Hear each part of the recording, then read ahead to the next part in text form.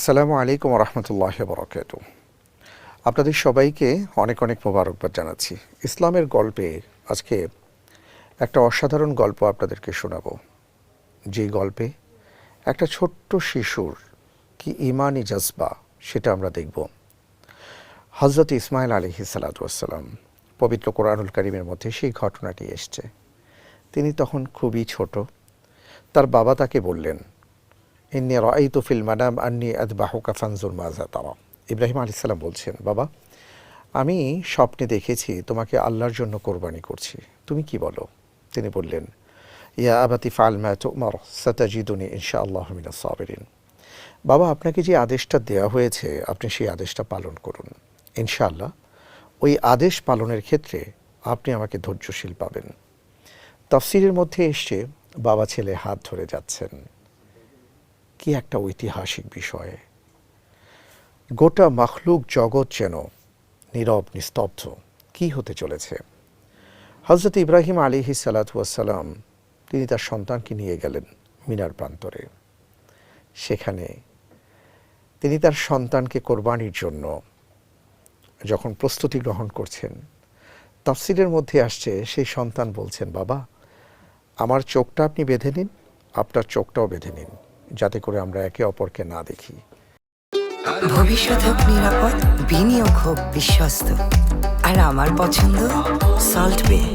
Welcome to salt বে।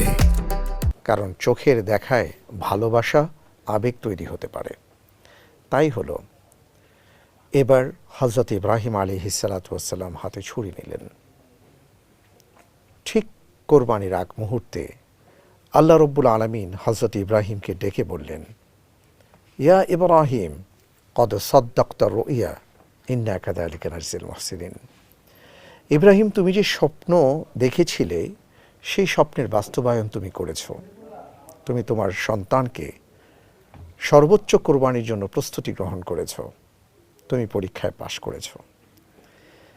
সেই মুহূর্তটা কেমন হতে পারে? আল্লাহ তাআলা তখন বললেন, ওয়াফাদাইনাহু বিযিবহিন আযীম। জান্নাত থেকে একটি দুম্বা পাঠানো হলো, সেই দুম্বাটি কোরবানির জন্য প্রস্তুত করা হলো এবং তিনি দুম্বা কোরবানি করলেন। প্রিয় দর্শক, এই ঘটনা থেকে একটা অসাধারণ একটা ব্যাপার আমরা দেখছি, সেটা হলো আমরা আমাদের সন্তানদেরকে আজকে ফজরের ওয়াক্তে উঠাই না। কেন? আহারে, ও ঘুমোচ্ছে, একটু ঘুমাক, অনেক রাত ধরে পড়াশোনা করেছে, এখন ও কষ্ট পাবে, দরকার নেই। আমরা আমাদের বাচ্চাদের ক্ষেত্রে রমজান মাসে রোজা রাখি না। কেন?